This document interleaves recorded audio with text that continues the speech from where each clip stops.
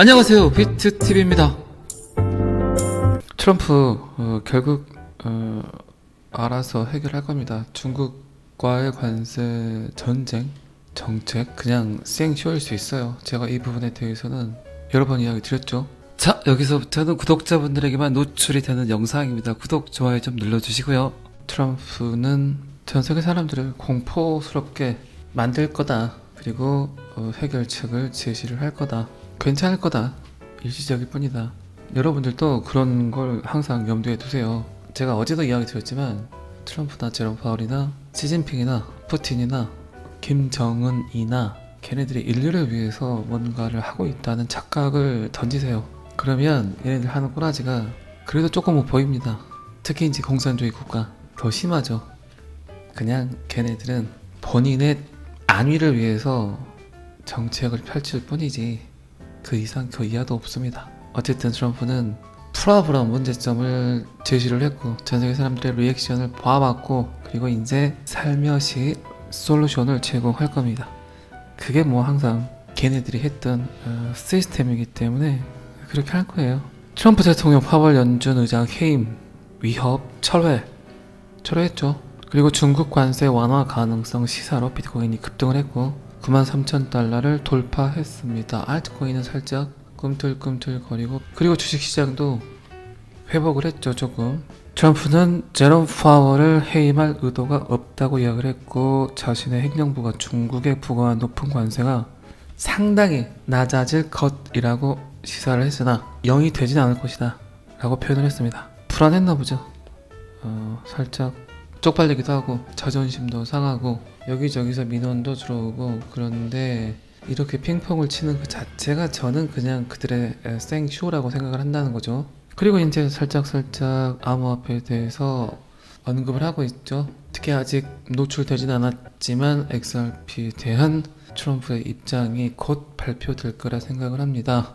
그래야만 되겠죠. 이제 돈 버는 방법을 트럼프가 눈치챈 것 같아요. 이제 눈치챘겠습니까? 충분히 설득당하거나 설득당하고 싶어 했겠죠. 뭐니 해도 돈놀이가 최고잖아요. 여러분들도 잘 아시겠지만 자, 트럼프 새롭게 SEC 폴 애킨스 위원장을 지명을 했고 그렇다면 이제 우호적인 방향으로 긍정적인 방향으로 암호화폐 규제 강화를 하겠다는 거겠죠. 어쨌든 트럼프 중국과의 협상에서 우리가 숫자를 정할 것이며 매우 빠르게 진행될 것이다. 지금은 황금 시대고 중국도 그 일부가 되길 원한다고 했습니다. 딱 제가 말했던 대로 되고 있죠. 쫄지 마세요. 내 일할 줄 알았다. 잘 되어가고 있다. 대중 관세는 상당히 낮아질 것이다 라고 지 마음대로 그냥 이랬다가 저랬다가 왔다 갔다 하고 있습니다.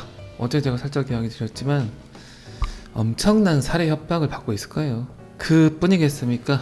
가족들도 마찬가지고 제 보기에는 살짝 쫀 것 같아요. 안 쪼이겠습니까? 어쨌든 누가 보더라도 미국이란 국가 자체가 대부분의 사람들이 독립적이라고 생각하시겠지만 시간이 지나고 쏙쏙 드러나는 그들의 비밀 속에는 분명 미 대통령을 지배하는 그림자 정부가 있다는 걸 여러분들도 충분히 느끼고 계실 거라 생각을 합니다. 자, 이 기사는 여기까지만 보시고요. 지난주 글로벌 암호화폐 펀드에 600만 달러 순유입이 발생을 했고 이 가운데 XRP 기반 투자 상품인 비트코인과 이더리움 상품의 순유출을 상쇄하면서 주도적인 역할을 했다. 코인스웨어스는 시장 심리가 여전히 혼조세지만 회복 조짐이 나타나고 있다고 이야기를 했습니다. 살짝 고개를 들고 있는 XRP의 인지도, XRP를 사람들이 알아가고 있죠. 여러분들은 저 때문에 저를 만나서 멤버십 회원분들은 남쪽의 귀인이라는 표현을 많이 하지만 그것도 제가 자칭으로 만든 거예요. 어쨌든 오래전부터 XRP를 알고 계셨지만 이제 조금씩 기관, 기업, 정부뿐만 아니라 소시민들에게도 XRP가 무엇인지, 리플이란 회사가 무엇인지, 브래드 갈량하우스가 누구인지, 비트TV가 누구인지 알아가실 거라 생각을 합니다. 살짝 재수가 없었다면 이해해 주시기 바랍니다. 그렇게 알아갈 거예요. 뭐 마케팅하면 리플이고 홍보하면 또 리플 아닙니까? 어쨌든 트럼프가 대놓고 인터뷰 속에서 XRP를 언급한다거나 리플을 언급하게 된다면 당연히 전 세계 모든 미디어에서 트럼프가 이야기하는 XRP를 언급하겠죠. 그러면 사람들이 이제 더더욱 알아보려고 하겠죠. 어쨌든 지금은 주식보다는 암호화폐가 좋아 보이죠. 여러분들 보기에도. 그런데 충분히 여러분들은 저점 매집을 끝냈죠. 줍줍을 했었죠. 평단을 낮추셨고, 그리고 이미 시장을 떠나신 분도 계시겠지만 제가 생각하는 XRP 스타트는 5,000원부터라고 했죠. 자, 돈이 이동하고 있다. 돈 냄새를 맡고 있다. 어디로 가야 되나? 다음 타겟은 XRP다 라고 본능적으로 감정으로 어떤 새끼들은 행님들은 느끼고 있는 것 같습니다. 여러분들은 충분히 얘네들보다 먼저 느끼고 계신 거죠. 그렇죠. 자, 그리고 코인베이스 은행업 진출을 검토하고 있다.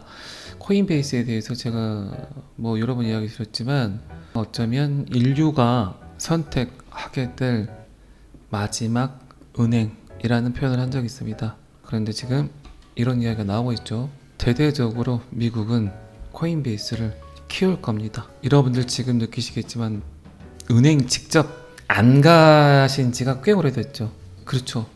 뭐 그건 저도 마찬가지죠. 모든 게 그냥 스마트폰 안에 들어와서 뱅킹 업무를 하고 있기 때문에 굳이 은행에 가지 않아도 된다. 그리고 지금의 트렌드는 전통 금융에서 암호화폐 금융, 탈중앙화 금융으로 이동을 하고 있기 때문에 결국 은행들은 소멸된다고 보는 게 맞겠죠. 그리고 그 사이에서 가장 가교 역할을 할 수 있는 게 XRP, 리플 뭐 이렇게 되겠죠. 자, 그리고 요게 재밌어요. 죽지 않는 XRP 신화. XRP가 무엇인가, 리플이 무엇인가, 지금 여러분들이 무엇을 하고 있는지 요거를 조금 이해하면 왜 지금 암호화폐 중에서 그것도 XRP가 인류에게 공급이 되어야 되는지를 이해하실 수 있을 거라 생각을 합니다.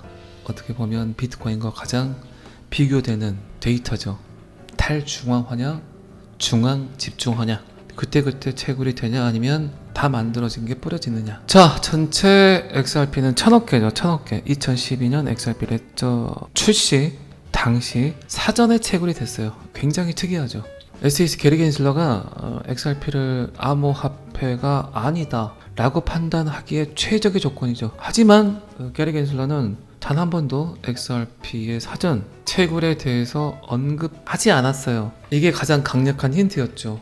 저 같으면 야, 그때 블록 형성에 대한 보장으로 나오는 비트코인과 달리 다 만들어진 거 뿌려지잖아. 그러니까 니네는 암호화폐가 아니야 라고 태클을 걸었어야 되는데 느닷없이 2차 판매를 들고 게리 겐슬러는 XRP를 증권이라고 미용했습니다. 말이 안 되잖아요. 누가 보더라도 여러분들 주식 거래를 해보셨겠지만 몇만 주, 몇십만 주, 몇백만 주 찍어놓고 팔았잖아요.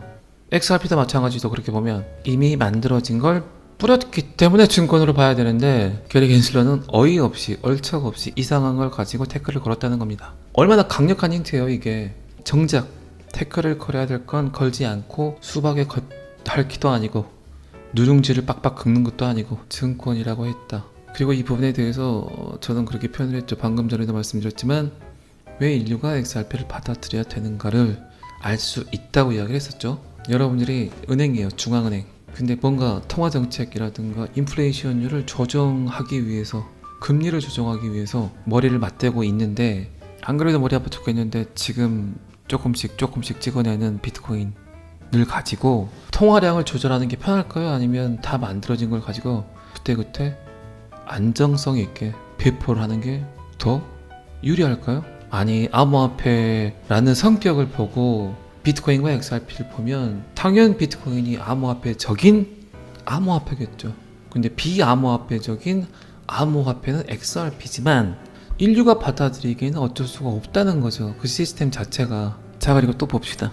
XRP의 공급은 시간이 지남에 따라 수축되고 네트워크가 각 거래 수수료와 함께 소량의 토큰을 소각하기 때문이다. 사용하면 사용할수록 그래서 디플레이션이다. 지금도 XRP는 수수료라는 명목하에 소각되고 있습니다. 잘 들고 계세요. 그러니까 자, 그렇기 때문에 리플의 XRP 보유 자산 대부분은 에스크로에 보관되어 있기 때문에 미국이 뭔가 결정을 하게 되면 그놈을 가져와서 세계주미통화, 세계기축통화 XRP는 $10,000로 디자인되었다를 구동시킬 수 있겠죠. 충분히 돈이 되는 걸, 돈의 통로를 이용해서, 돈의 권력을 이용해서 그들이 늘 그래왔듯 그렇게 헤쳐 먹겠죠.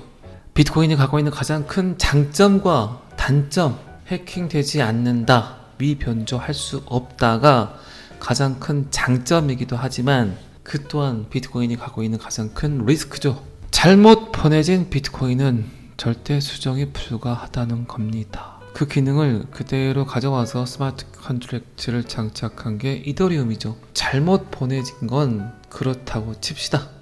돈이니까 괜찮겠죠. 그런데 잘못 써진 계약서가 블록 안에 입력이 된다면 어떻게 될까요? 특히 뭐 NFT, RWA 같은 경우는 누군가는 수정 보완을 해줘야 되는데 잘못 입력이 된 계약서가 발생을 해서 그 다음 블록을 생성해 버리면 그 암호화폐가 살아남을 수 있을까요? 그 블록 안에 있는 데이터를 믿을 수 있을까요?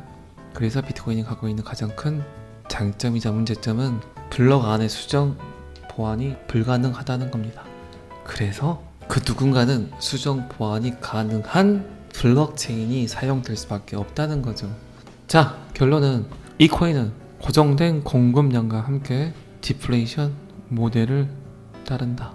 시간이 지나고 사용이 되면 될수록 그 가치는 상승할 수밖에 없다. 그래서 이곳저곳에서 XRP를 채택하고 XRP를 사용하기 위해서 기관, 기업, 심지어 정부, 그리고 제 영상을 듣고 계시는 개미들까지 환장해서 XRP를 가져가려고 하고 있습니다. 자, 잘 아시겠지만 비트TV는 제 영상을 시청하시는 모든 구독자분들이 XRP를 통해서, 비트TV를 통해서 죽지 않는 XRP 신화를 만드시길 기원합니다. 오늘은 여기까지 하겠습니다. 구독과 좋아요는 항상 저를 너무너무 힘나게 합니다. 감사합니다. 비트TV였습니다.